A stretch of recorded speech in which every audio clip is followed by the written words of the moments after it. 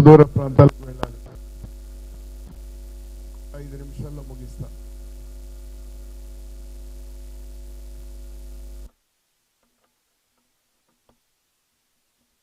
పోయి వచ్చినాం. అక్కడ నూతనంగా మరమ్మతులు జరుగుతూ ఉన్నాయి.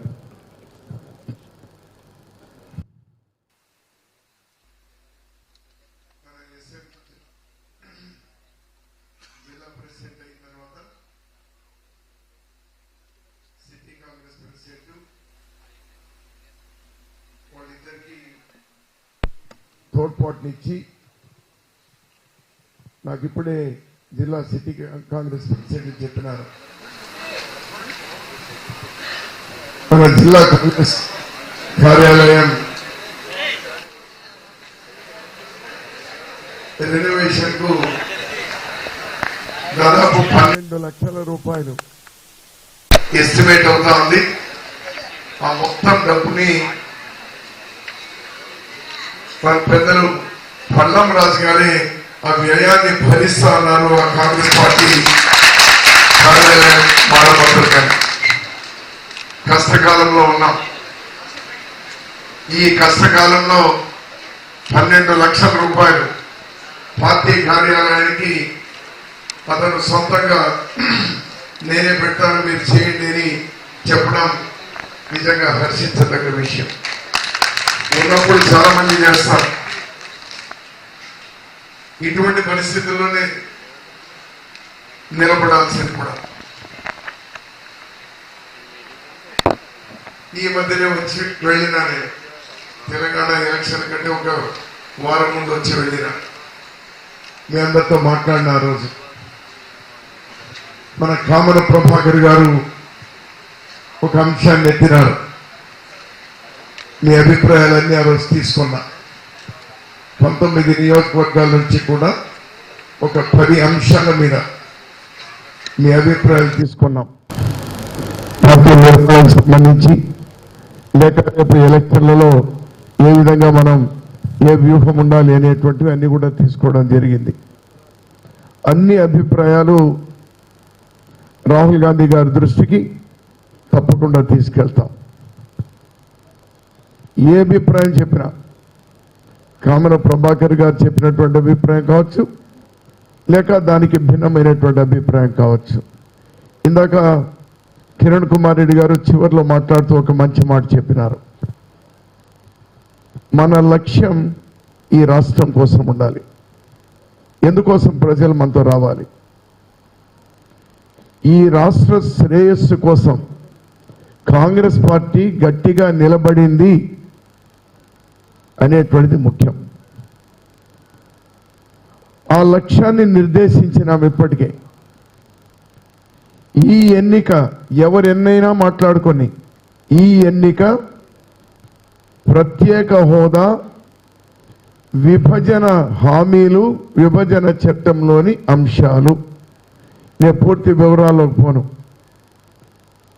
అది పోలవరం, రాజధాని నిర్మాణం, రైల్వే జోన్, దుగిరాజపట్నం ఓడరేవు, 11 విద్యా సంస్థలు, ఇవన్నీ ఏవైతే ఉన్నాయో, రాయలసీమ ఉత్తర కోస్తాకు ప్రత్యేక ప్యాకేజీ, లోటు బడ్జెట్, ఇవన్నీ అమలు పరిచేటువంటి అంశం మీదే రేపు ఎలక్షన్ జరగబోతోంది. మిగిలినవి ఉన్నాయి, మిగిలినవి లేదని చెప్పను, మిగిలిన కూడా ఉన్నాయి. కానీ ప్రైమ్గా దీని మీదే ఎలక్షన్ జరగబోతోంది. చాలా చక్కగా వివరించినారు కిరణ్ కుమార్ రెడ్డి గారు. అది టార్గెట్ ఫిక్స్ చేసినాం మనం, అజెండా ఫిక్స్ చేసినాం మనం. మనం ఎవరు ఎంతమంది బలహీనలు అనుకున్నా మనం అజెండా ఫిక్స్ చేసినాం. దానికి మన అధినాయకత్వం మేమున్నామన్నారు.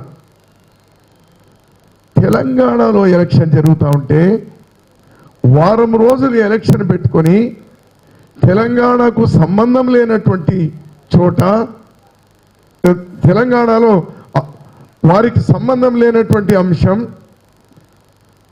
ఆంధ్రప్రదేశ్ సంబంధించినటువంటి ఓటర్లు లేదు ఆ ప్రాంతంలో, అక్కడికి వెళ్ళి మన అధినేత్రి సోనియా గాంధీ గారు రాష్ట్ర విభజన చేసినప్పుడు ఆంధ్రప్రదేశ్కు మేలు చేయాలని ప్రత్యేక హోదా మిగిలిన అంశాలు పెట్టినాం. ఇవి చేయలేకుండా పోయినారు. ఇది మాది పూచి 2019లో కాంగ్రెస్ అధికారంలోకి వచ్చిన వెంటనే అమలు పరుస్తామని తెలంగాణ గడ్డలో తెలంగాణ ఎలక్షన్లో రాహుల్ గాంధీ గారు ఎన్నిసార్లు చెప్పినారు. జర్మనీకి పోయినా, హైదరాబాద్కు పోయినా, కర్నూలుకు పోయినా, అనంతపురంకి వచ్చినా, గుంటూరుకు వచ్చినా,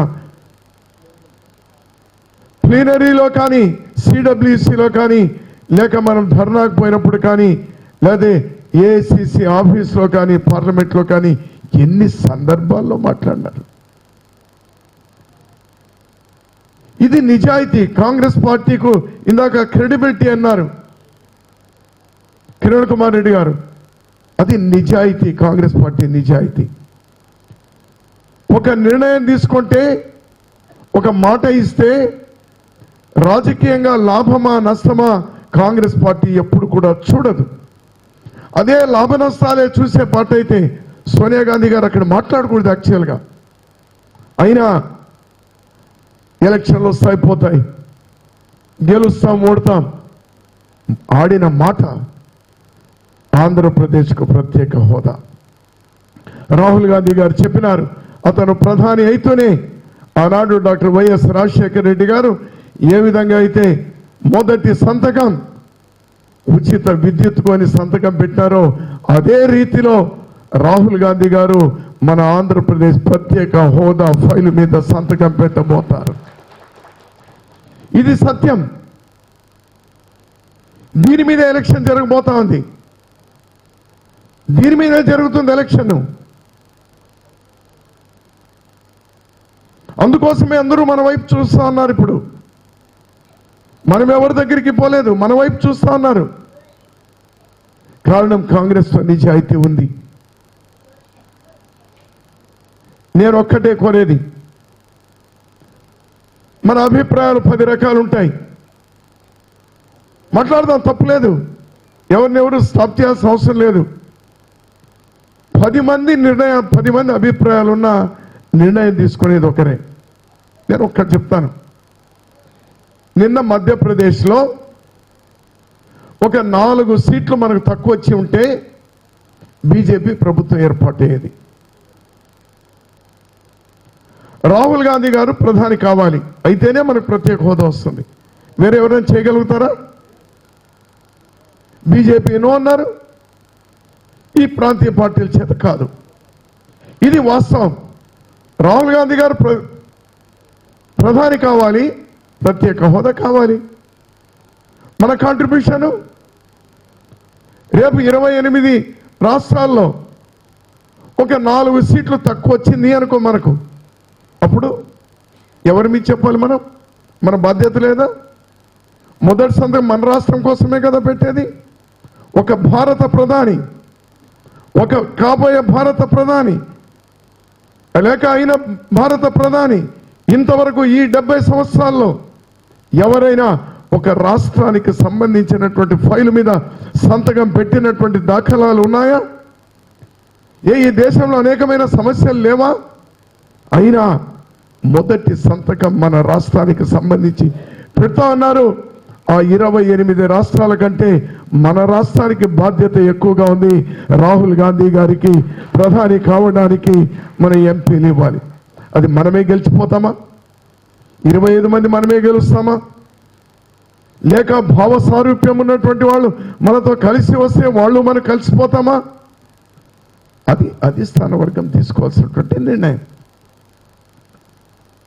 రేపు అధిష్టానం ఏమి నిర్ణయం తీసుకుంటే అది మనకు శిరోధార్యం. ఎందుకోసం? To gain something one should lose something. Rahul Gandhi గారు ప్రధాని అవ్వడానికి కోసం. ఎందుకోసం ప్రధాని? దేశంలో అనేకమైన సమస్యలు ఉన్నాయి, ఎస్. కానీ మన మొదటి సంతకం మనదే. మన తల రాత మీదే మొదటి సంతకం రాహుల్ గాంధీ గారు పెట్టబోతా ఉన్నారు. భవిష్యత్తుకు భరోసా. అది లేకుండా పోతే నిజంగా ఆంధ్రప్రదేశ్ చాలా ఇబ్బందుల పాలవుతుంది. ఇది గ్రహించినటువంటి కాంగ్రెస్ పార్టీ పోయిన 4.5 సంవత్సరాలుగా కింది కార్యకర్త నుంచి రాహుల్ గాంధీ గారు, సోనియా గాంధీ గారు, మన్మోహన్ సింగ్ గారు కోటి సంతకాల ఉద్యమంలో వాళ్ళు సంతకాలు పెట్టినారు. సుమా గుర్తుపెట్టుకోండి, ప్రధానికి పంపిన కోటి సంతకాల ఉద్యమంలో మనమే కాదు, సోనియా గాంధీ గారు, రాహుల్ గాంధీ గారు, మన్మోహన్ సింగ్ గారు కూడా సంతకాలు పెట్టారు. ఇది ఒక చరిత్ర అనేది కూడా గుర్తుపెట్టుకోండి. సమానమైన విషయం కాదు ఇది. అందుకోసమే అది అచీవ్ అవడానికి మనం అభిప్రాయాలు చెప్దాం. రాజకీయంగా చూస్తారు. రాజకీయంగా రాహుల్ గాంధీ గారు ప్రధాని అవడానికి, మన లక్ష్యం సాధించుకోవడానికి ఎన్ని పార్లమెంట్ సీట్లు ఎక్కువగా ఈ రాష్ట్రం నుంచి వస్తే అటువంటి నిర్ణయం తీసుకునేటువంటి వెసులుబాటు కూడా పెద్దలకు మనం కల్పించాల్సినటువంటి అవసరం ఉంటుంది.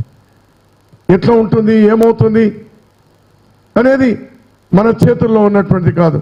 దాని గురించి నేను అంతటితో దాన్ని స్టాప్ చేస్తూ, జనవరి 6వ తేదీ ప్రధానమంత్రి గుంటూరుకు వస్తున్నారట. ఎందుకు వస్తున్నాడో, పిడికెడు మట్టి గ్లాసు నీళ్లు ఇచ్చిపోయింది ఏమైంది అని చూడడానికి వస్తాడా పెద్ద మనిషి?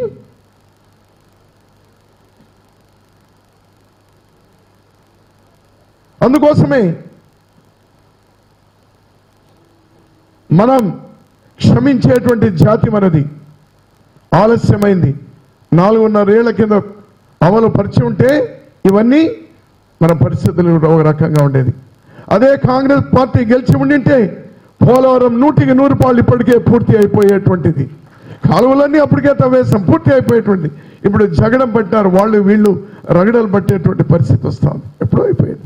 ప్రత్యేక హోదా వచ్చేది, నిరుద్యోగ సమస్య పరిష్కారం అయ్యేది, పరిశ్రమలు వచ్చేటువంటివి, రాజధాని నిర్మాణం అయిపోయేది, నోటు బడ్జెట్ నిధులు వచ్చేటువంటిది, రైల్వే జోన్ వచ్చేది, ఉక్కు కర్మాగారం అన్నీ అయిపోయేటువంటివి. దురదృష్టం కాలేదు.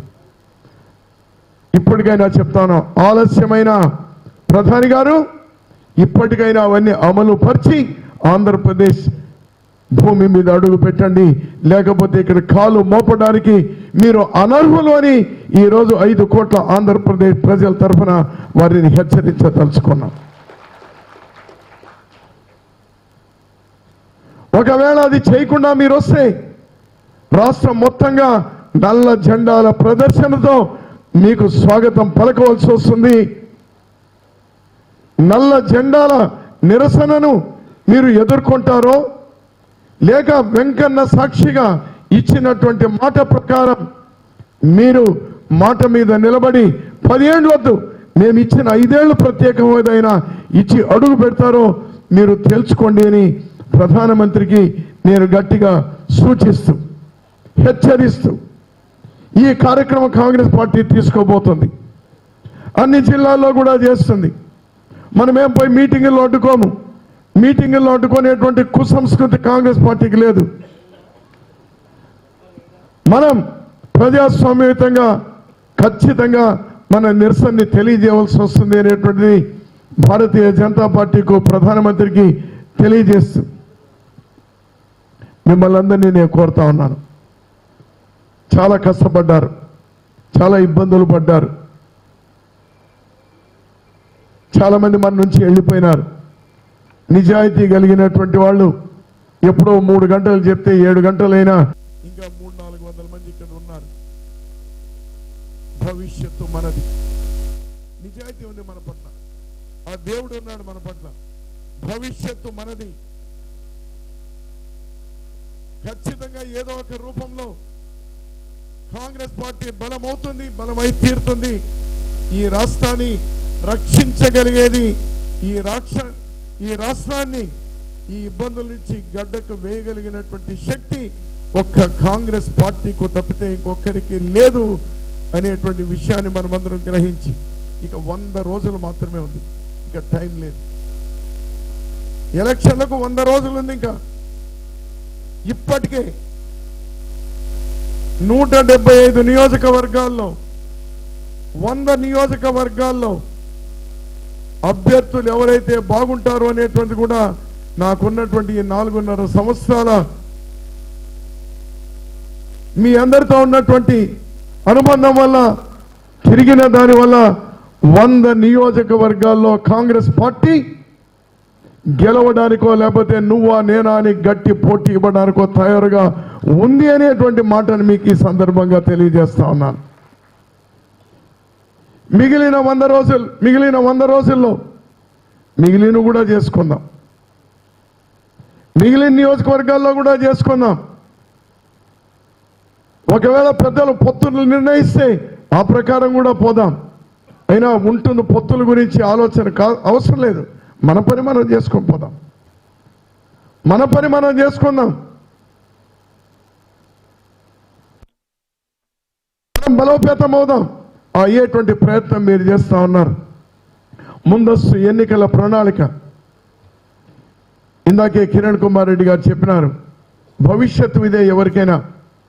నిన్న నేను మంత్రి అయినా, 12 ఏళ్ళు మంత్రిగా ఉన్నా, 20 ఏళ్ళు ఎమ్మెల్యేగా ఉన్నా, పిసి అధ్యక్షుడిని, జిల్లా కాంగ్రెస్ అధ్యక్షుడిని రకరకాలు చేసిన. అయినా రేపు నేను ఎమ్మెల్యే కావాలి. నాకు ఒక ఆశ ఉంది కదా. నాకున్నప్పుడు సామాన్యుడికి ఉండదా? ఓ రైతుకు ఉండదా? ఓ మహిళకు ఉండదా? ఓ పేదవాడికి ఉండదా? ఖచ్చితంగా ఉంటుంది. హోప్, రేపేం మేలు జరగబోతుంది అనేటువంటి హోప్ మీద ఎలక్షన్ ఉంటుంది. అందుకోసం ప్రత్యేక హోదా అనేటువంటి ఒకటి. మన 3 ముఖ్యమంత్రులు నిన్న గెలిచినటువంటి వాళ్ళు 24 గంటలు కూడా తిరగముందే, 10 రోజులు చెప్పినారు రాహుల్ గాంధీ గారు, 24 గంటలు కూడా తిరగముందే ఆ రాష్ట్రాల్లో 2 లక్షల రూపాయల వరకు రైతులకు రుణమాఫీ చేసినటువంటి నిజాయితీ కాంగ్రెస్ది. నిన్ననే రాహుల్ గాంధీ గారు చెప్పినారు, నాకు రోమాలు నిక్కబడుచుకున్నాయి అతను చెప్పినప్పుడు. ఏమన్నాడు? రాష్ట్రాల్లో ఎక్కడ కాంగ్రెస్ గెలిస్తే అక్కడ చేస్తుంది. ఒకవేళ కాకపోయినా భయపడొద్దు రైతన్నలు. 29 రాష్ట్రాల్లో ఈ భారతదేశంలో ఎంతమంది రైతులు ఉన్నారో అందరి రైతులకు కూడా నేను ప్రధాని అయిన 10 రోజుల లోపల 2 లక్షల రూపాయల వరకు రుణాలు మాఫీ చేస్తాను అనేటువంటి. ఎవరు కొట్టేస్తాడు ఆ రైతు? ఎవరికి వేస్తారు అంటాను. గుర్తుపెట్టుకోండి మీరు. ఉచిత కరెంట్ ఇస్తామని మేము ఆ రోజంటే పెద్దలు రాజశేఖర రెడ్డి గారి నాయకత్వంలో కిరణ్ కుమార్ రెడ్డి గారు, నేను, పళ్ళం రాజు గారు, ఇక్కడ ఉన్నటువంటి వాళ్ళు కూడా మేమందరం అంటే ఆ రోజు పెద్ద మనిషి అన్నాడు, గుడ్డలు ఆరేసుకోవాలన్నాడు. ఏమైంది? ప్రజలు ఏం తీర్పు ఇచ్చినారు? మళ్ళీ మొన్న 2014 ఎలక్షన్లలో ఏం జరిగింది? నేను రుణమాఫీ, పూర్తి రుణమాఫీ చేయలేదు, అది వేరే విషయం. పూర్తి రుణమాఫీ చేస్తా అంటే ఇది అబద్ధాలు, అసాధ్యం అన్నటువంటి పార్టీకి ఏమైంది? అంతకుముందు 60,000 70,000 మెజార్టీతో గెలిచినటువంటి ఒక్కొక్క ఉప ఎన్నికల్లో గెలిచినటువంటి పార్టీ ఏమైంది? ప్రజలు చూస్తారు. ఎవడు చేయగలుగుతాడో, ఎవడు వానికి మేలు చేయగలుగుతాడో వాని వెంట నిలబడతారో అనేది గుర్తుపెట్టుకోండి. డ్వాక్రా మహిళలకు 2 లక్షల రూపాయల వరకు వారికి మాఫీ చేస్తామని చెప్పినాం. 4 సిలిండర్లు ఉచితంగా ఇస్తామని చెప్పినాం. ఎస్సీ ఎస్టీలు సప్లాన్ నీరు గార్చేస్తా ఉన్నారు. దాన్ని పటిష్టంగా ఎస్సీ ఎస్టీల ద్వారానే దాన్ని అమలుపరుస్తూ అదే రీతిలో బీసీలకు, మైనారిటీలకు కూడా సప్లాన్ తీసుకొస్తుంది కాంగ్రెస్ పార్టీ అనేటువంటి విషయం చెప్పినాం. పెట్రోల్ డీజిల్ తగ్గిస్తామని చెప్పినాం. కాపులకు రిజర్వేషన్ తెస్తామని చెప్పినాం.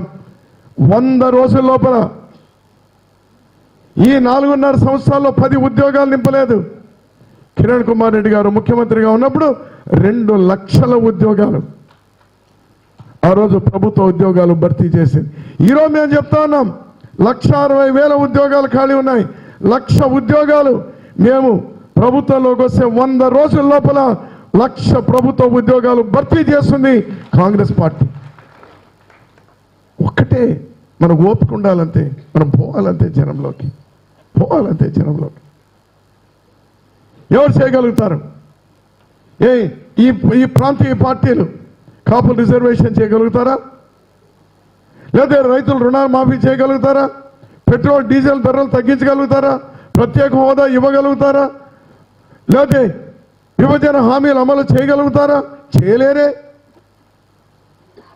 ఇవన్నీ కాంగ్రెస్ మాత్రమే చేయగలుగుతుంది, ఒక్క రాహుల్ గాంధీ గారు మాత్రమే చేయగలుగుతారు, ఇంకొకరు కూడా చేయలేరు అనేటువంటి. అందుకోసమే హోప్.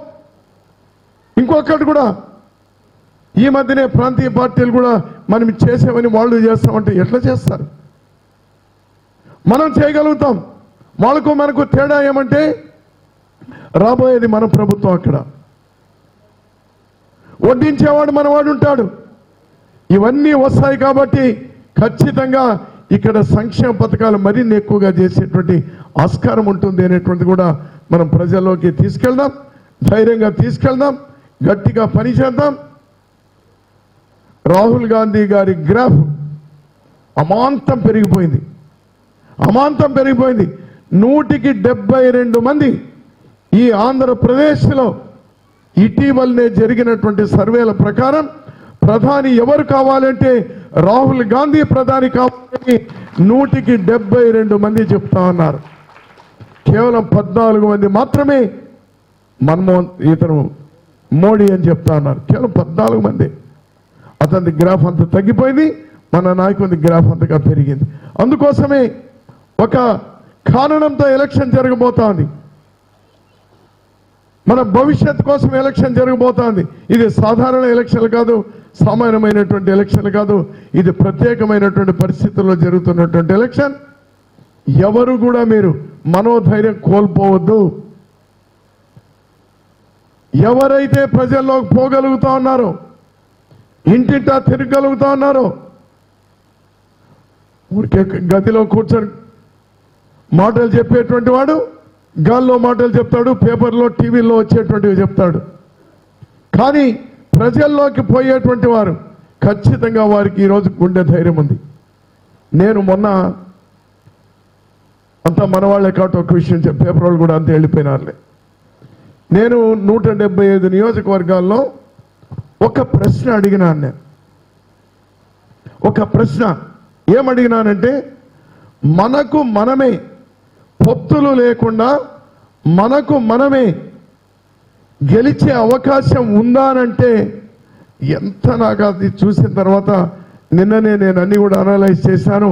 ఆ సంఖ్య చెప్పను కానీ, ఆ నియోజకవర్గాలు చెప్పను కానీ, వాళ్ళందరిది కూడా చూస్తే వాళ్ళు ప్రజల్లో పనిచేస్తున్నటువంటి వాళ్ళంతా ధైర్యంగా చెప్పినారు. ఒంటరిగా పోటీ చేసినా మేము గెలుస్తాం కాంగ్రెస్ పార్టీ అనేటువంటి అభిప్రాయాల్ని అక్కడ వాళ్ళు చెప్పినారు. శభాష్.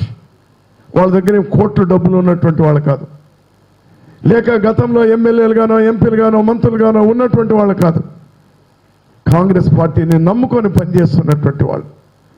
అది అసాధ్యం అంటే కానే కాదు. నిన్న పోడెం వీరయ్య అని ఒక ఆయన, పోడెం వీరయ్య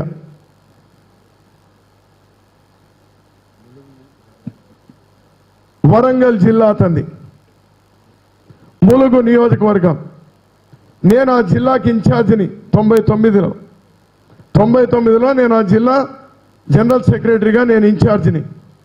నేను పోయి చూసిన అతన్ని పూరి గుడిసె అంటే పూరి గుడిసె. చివరికి అతను పడుకోవడానికి పరుపు కూడా లేస్తామా, పరుపు కూడా లేదు పడుకోవడానికి, అంత పేదవాడు. ఆ రోజు కాంగ్రెస్ పార్టీ అతనికి టికెట్ ఇచ్చింది, ఎమ్మెల్యే అయినాడు. నిజాయితీ పరుడు. ఈ రోజు కూడా అదే స్థితిలో ఉన్నాడు. ఈరోజు కూడా అదే స్థితి. అతనికి ములుగులో టికెట్ ఇవ్వలేదు, సీతక్కకి ఇచ్చినారు. సీతక్క తెలుగుదేశం నుంచి వస్తే ఆ చేరినప్పుడు మాట ఇచ్చింది పార్టీ కాబట్టి అక్కడ టికెట్ ఇచ్చినారు. కానీ కాంగ్రెస్ పార్టీ ఎంత గొప్ప పార్టీ అంటే, భద్రాచలం ఎక్కడ, ఖమ్మం జిల్లా, అక్కడ తీసుకోపోయి అతనికి టికెట్ ఇస్తే అవతలి వాళ్ళు 10 కోట్ల రూపాయలు 10 కోట్ల రూపాయలు అక్కడ ఖర్చు పెట్టినా పేదవాడు. మన పార్టీ ఏమిస్తుంది?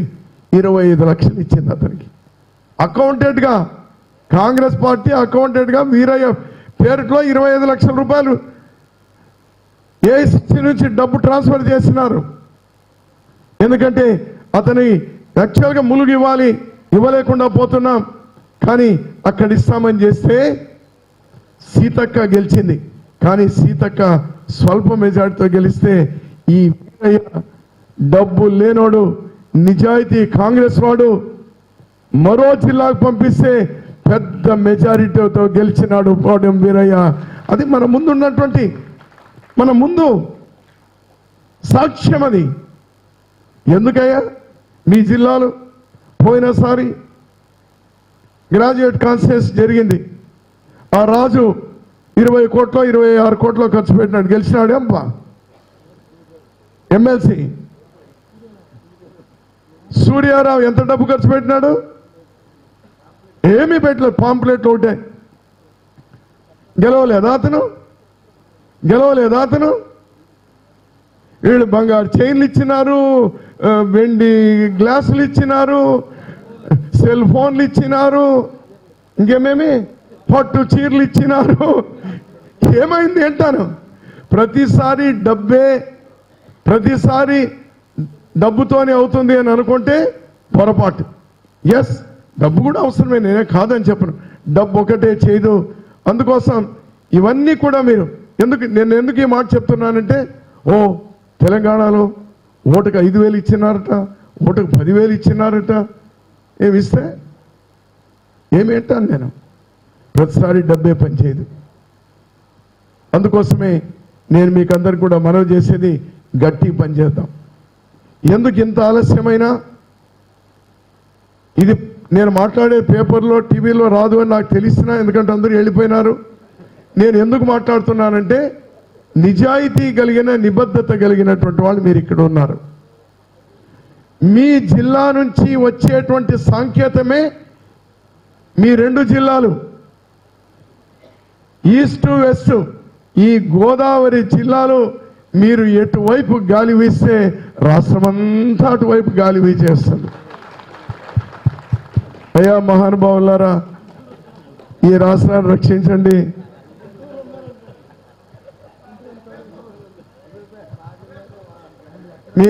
మీరు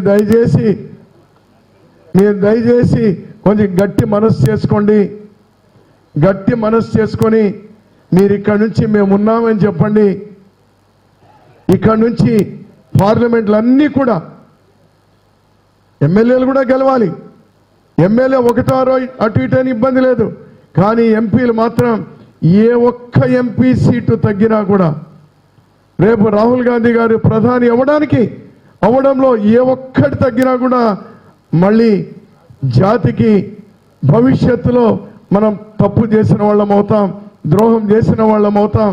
25 సీట్లు పార్లమెంట్ సీట్లు కూడా కాంగ్రెస్ ఖాతాలోకే రావాలి. ఈ రాష్ట్రంలో 25 సీట్లు ఖాతాలోకి రావాలి.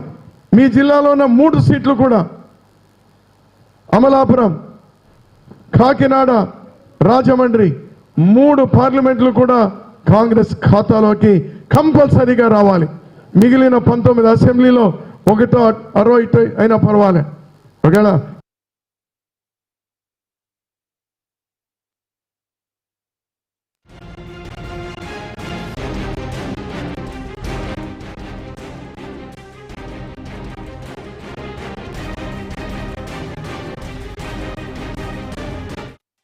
ఉన్నవాళ్ళని కింద ఉన్న వాళ్ళని, ఎందుకంటే ఇంతవరకు ఉన్నారంటే ఇంకెక్కడికి పోని వాళ్ళే మిగిలినారు. ఇక్కడ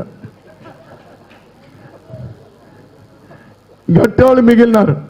నేను అంటా ఉంటాను, ఏదైనా జగన్ పార్టీకో నువ్వు కూడా వైఎస్ఆర్సీపీ మన లీడర్ వైఎస్ఆర్, నేను ఎప్పుడు కూడా అన్ను.